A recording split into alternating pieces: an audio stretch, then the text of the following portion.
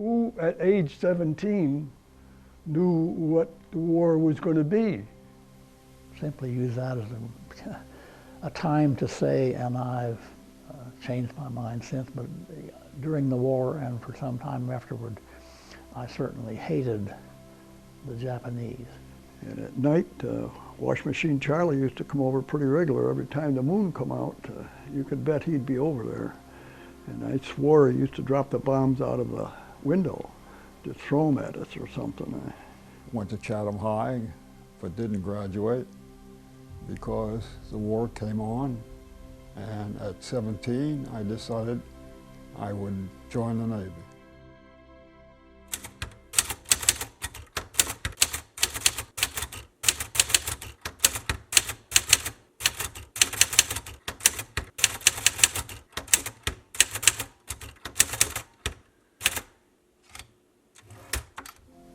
My name is Robert Fastici. I was born in New Jersey in May 11, 1926. I was down in Cedar Grove, New Jersey. I went to Bloomfield High School and I didn't finish the 8 to 12 years. In the third year, I enlisted in the Navy at age 17. My name is Tom McCarthy. I enlisted in the Navy from Indiana in August of 1942. And I was fortunate to survive service in the Pacific. My name is George Derby, and I came from Olean, New York. And I joined the Navy in 1943. I am Harry W. Lockhead. I joined the Navy in 1943 and later became one of the first and original frogmen for underwater demolition work. And I went to boot camp up in Great Lakes. We left, we did our 6 weeks or whatever it was, and that was in January of 1944. I was assigned to a LCI 559 in Norfolk, Virginia. My dad had been in the Navy in the First World War, and I wanted to follow him. One of his words of wisdom was that the Navy takes them over there and the Navy brings them back. So it's a good idea to be in the Navy. As I was in the Seabees, we went to Williamsburg, Virginia to Camp Perry for our basic training. My mother had to sign a waiver because I was not 18, which she did, and I left for the service. I was assigned to a photographic squadron flying B-24s. The Navy called them PB-4Y1s. We went through the canal and up to San Diego. And we were in San Diego and the skipper gave us a liberty. And, but there was a group of us together in a hotel in San Diego. They called us, you got to come back, we're leaving.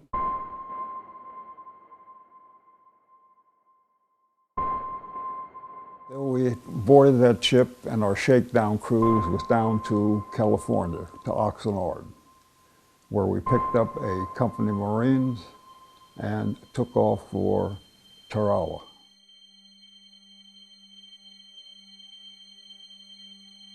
We saw everything from quite a distance, so I did not get the experience as the Marines got landing. But you could see so many people in the water and on the beach that never made it to fight the Japs. And one of the big memories I have is the flies, which were feeding on the dead bodies in the water and what have you, got so bloated they came on the ship. You couldn't chase them off because they couldn't fly anymore. To get rid of them, you had to wash them off the ship. That kind of stuff is worse than fighting. But there was no, as I say, I was aboard the ship. I didn't see the main fight. I was just somebody that brought people there to do it.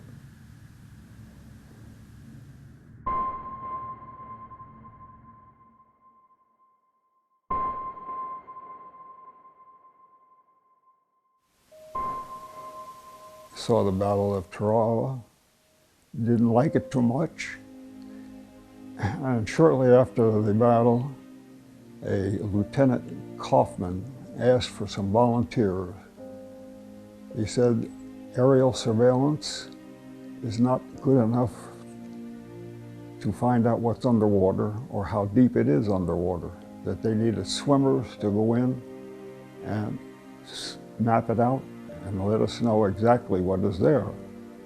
And he says, if it's in our way, blow it up and get rid of it. They wanted volunteers. I volunteered.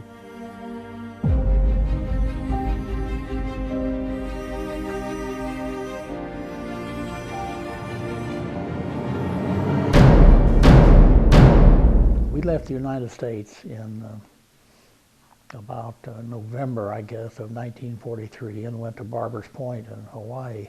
And we spent 6 months there, which was really wonderful. That was great. And in fact, it worked out very much again to my advantage, because by the time we got down to the theater of war, a lot of the best Japanese fighter pilots had been eliminated.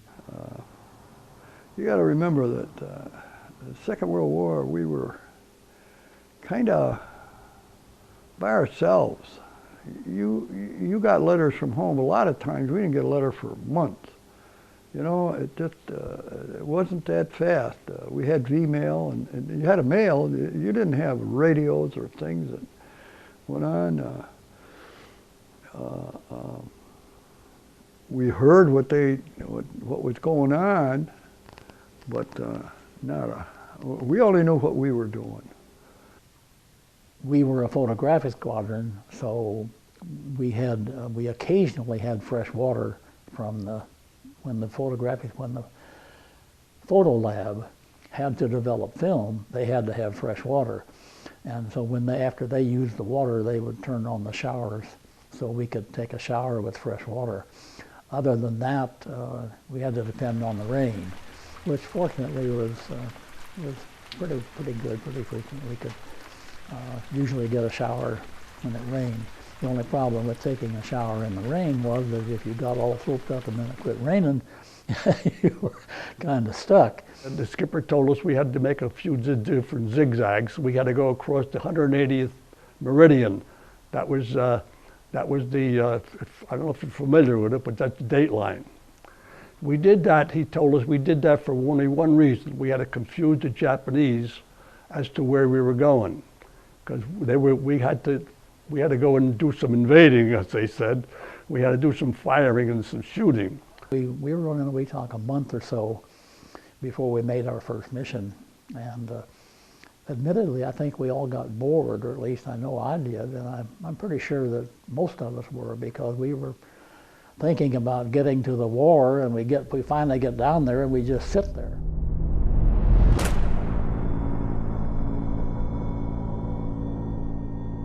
So we were at 20,000 feet on oxygen. Well, it was necessary for me to get in the belly turret before we started climbing up to altitude, because I had to be on oxygen. So I got in the belly turret, which is retractable on the V-24. I climbed in the belly turret and hooked up my oxygen mask and everything, and I sat in the belly turret for a couple of hours until we finally got to Saipan at 20,000 feet. And then we had a photographer who stood in the bomb bay and took care of the cameras during the mission. And there was a hydraulic valve right outside the bomb bay.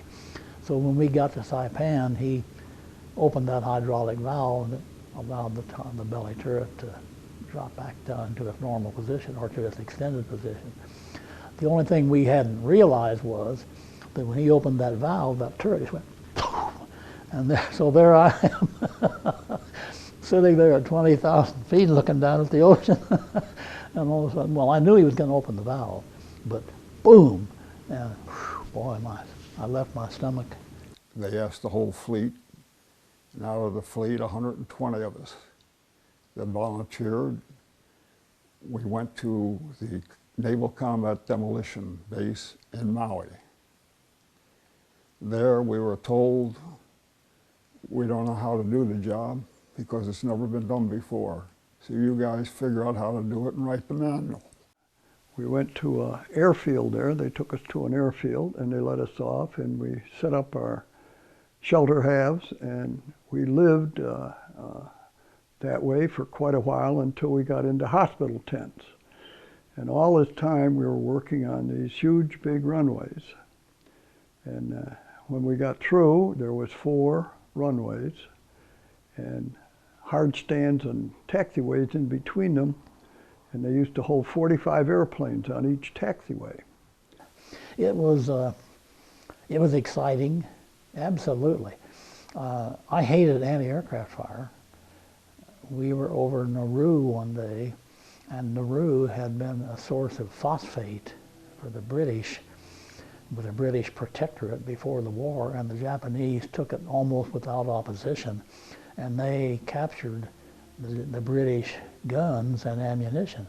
So they had the advantage of the British guns that they didn't have on the other islands.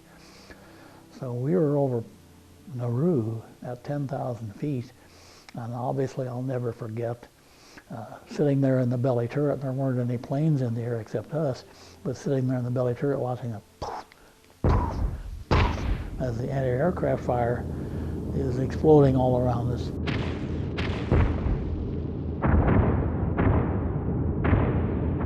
Realized then, you know, I was 19 years old, I was at least 20 during that time. Had my 20th birthday while we were out there. But I had had people throw rocks at me and chase me, and guys pick a fight or whatever, you know, and try to hurt me. But I thought, that's the first time in my life I ever had anybody try to kill me. And I realized, you know, he's not just trying to hurt me. He's not even just trying to scare me. He wants to kill me. And boy, that's pretty damn final. If I go down here today, I'll never see my girl again. I'll never see my parents again. I won't live to have a family. That brings you down to earth. And I couldn't do anything else, so I just closed my eyes and said a prayer. There wasn't anything to defend against. I mean, there wasn't any point in sitting there watching it, so I just closed my eyes and said a prayer. And thank God again, we got home safely. We went to Tinian in the Marianas, and we got off there. There was nothing there but just destruction, just devastation. And the runway and the Japanese plane that was there, I was sitting in it. I got a picture of me sitting in it.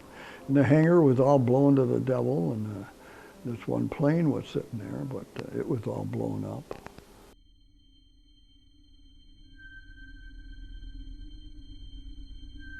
Now we got to the Philippines in the middle of the night, and the skipper gave us all a beer. We were entitled to 1 beer and 1 piece of steak. I'll never forget that. And we even had the music. We were dancing each other, a bunch of guys, because tomorrow could have been the last day. We didn't know that. That's why he did that. Just one morning, they sounded general quarters, and I was running up the ladder to get to my gun. And as I got to the top on the gun deck, where I made to go to my gun, ship started rolling over to the right. And I reached for the railing, and I reached for the railing, my head was only about a foot away from the 40 millimeter when it went off. And I went down, put me down for about 15 minutes. And they woke me up. And I lost my hearing in my right ear.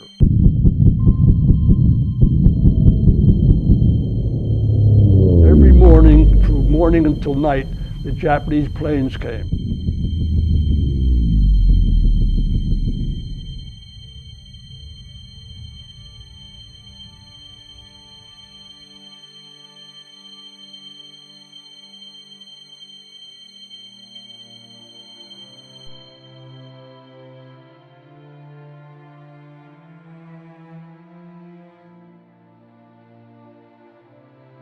They never stopped. And it was hot as hell down there in the Philippines. And I remember we were on that deck, they wouldn't let us secure 100%. We couldn't go below deck. They used to bring us food and water up. We had to stay by our guns until night. Yes, but during the war and for some time afterward, I certainly hated the Japanese. We all know what they did on Bataan. We all know as a general rule how they treated prisoners and so forth. Now I'm more inclined to be a little bit forgiving and think, well, at least the men that we fought were fighting for their country the same way we were.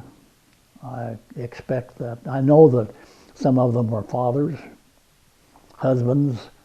Every one of them had a mother and father, so they didn't want to die any more than we did.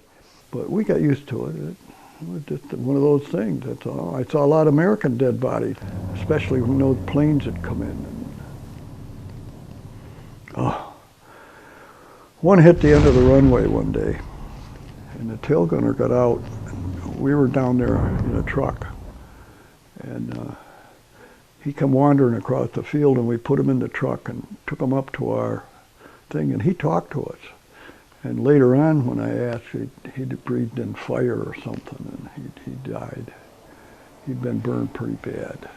But he was just wandering, you know, like, and talking and everything, and he just died, that's all. But wasn't nice. Never as nice, no. Those guys that said, hey, I don't think I'm going to make it, all too frequently they didn't. I don't know why, but it seems like that those, maybe it's a true perception that they had, but so many people said, I'm pretty sure I know of people that, that said, I don't think I'm going to make it. Well, they didn't. I always felt like I would make it. I never had any doubt that I would make it, although I was scared a time or two, but I was pretty confident.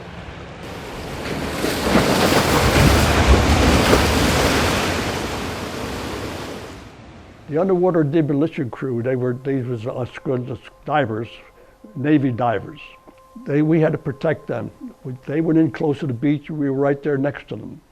Now we stayed with them until they cleared the beaches of the debris that was in there so our troops could get in. And we made our U-turn and we went back out. And that night, the Japanese had suicide swimmers, so we always had to stay by our guns all night long. And we did shoot one down, and one of the Japanese swimmers came towards us, and we tried to take him aboard, but he took off he had a vest on, he took it off and he went underneath our propellers and he killed himself.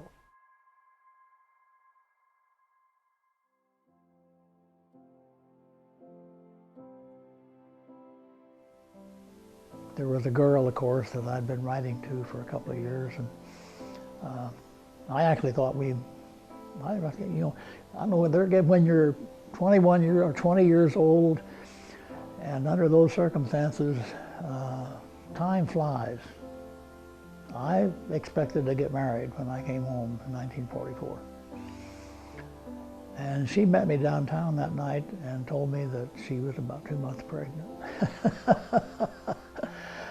And I would have married her anyway, but she said no, she was going to marry the man that was the father of the child, and they had agreed that they would get married, but they wouldn't remain married. He had no interest in staying married, but he had agreed that he would marry her and give the baby a father. And so that was the end of that. So my 30 days at home, Christmas 1944, was not the happiest time of my life.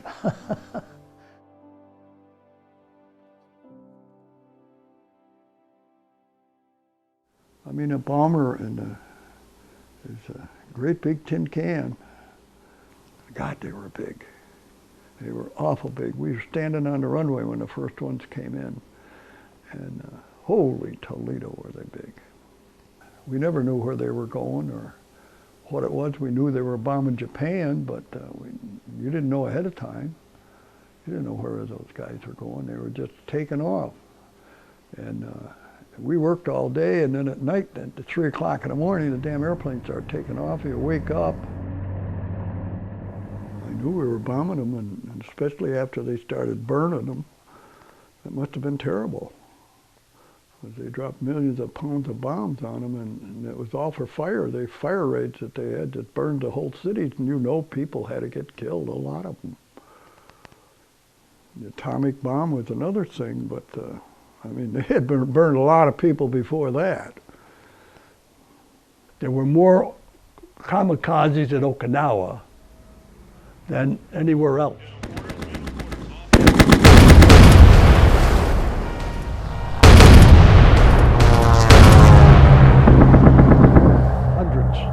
Kamikazes, hundreds of Japanese planes. They were like flies. You could look up at the sky and all you saw was airplanes that looked like flies, and they came down one after the other, coming down at our ships. I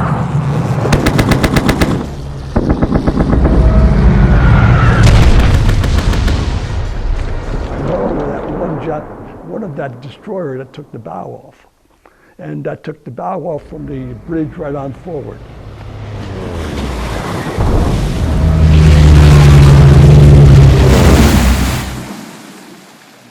We built 3 Quonset huts. And of course, not ever hearing of air conditioning, we were quite inquisitive because they were air conditioned. And little did we know what they were going to do in them. And so Tibbets came over. And he looked at our new barracks, which we had just got out of tents, and we were in Quonset huts. And he says he wanted them Quonset huts, and whatever he said, he got. So we were 10 days later. We were on LSTs. 5 LSTs took our whole battalion to Okinawa.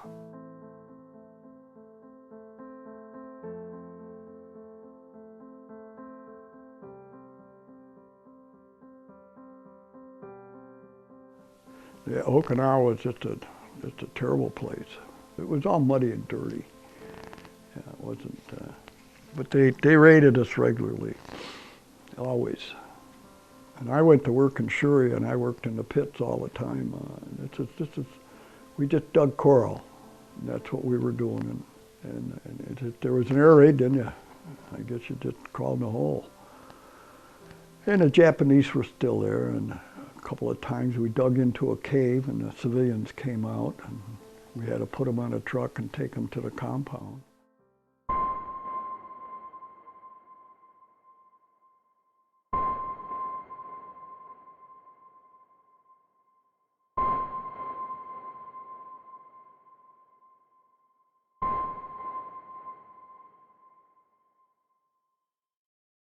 We were on Okinawa. We were getting hit pretty hard up there, and so it was. I mean, you're just a little guy, and you don't hear a lot. You know, I mean, you know what you're doing, but we had no idea what the hell, what was going on, where they were. We knew the Sixth Fleet went past us, and it just.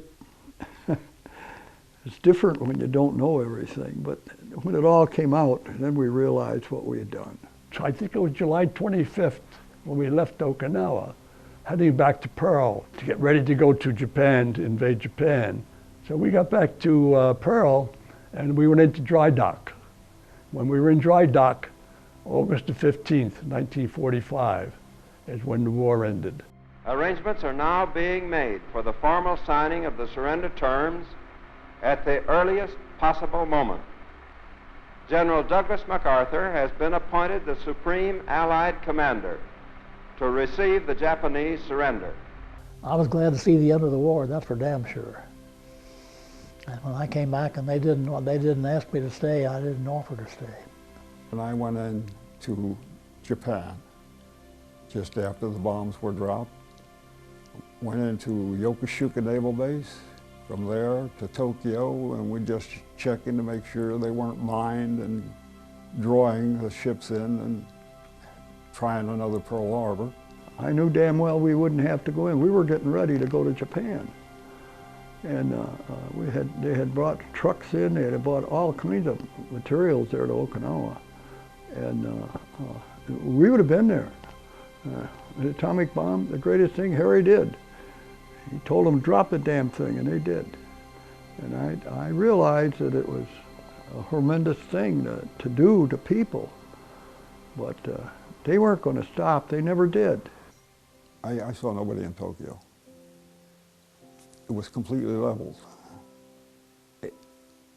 Square miles of flat ground with maybe a gas pump or a safe sticking up.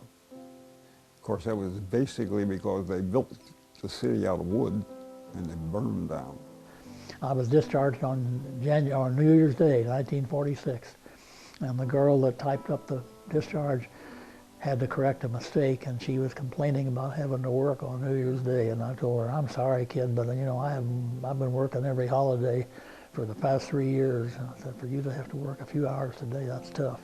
We got back to California, and we went through the Golden Gate Bridge. Nobody said hello, other than put us into a place overnight that we had no heat, no food. We got off in Newark, New Jersey, I think, off the train, and we had to take a bus. There was nobody to pick me up. We had to take a bus back to Cedar Grove, New Jersey, and I walked down Stevens Avenue to little 1139 Pompton Avenue, Cedar Grove, where I grew up. And then my oldest brother met me. I met him. My older brother Mike, he was 6 years older than me, and I went to where he was working, and he come running down the hill. I'll never forget that day. And he slid down, and he hugged me, and he gave me a kiss. Like anybody else, we just were thinking we had a job to do, and we did it. And I guess there was a lot of hardships in it, but everybody else was in the same boat, so it was all the same, and we kind of stuck together. I had terrible nightmares. I would wake up feeling that there was somebody in the room, and I couldn't draw a breath to scream. I couldn't do anything. There's somebody here, you know, and there's a danger. I can't move.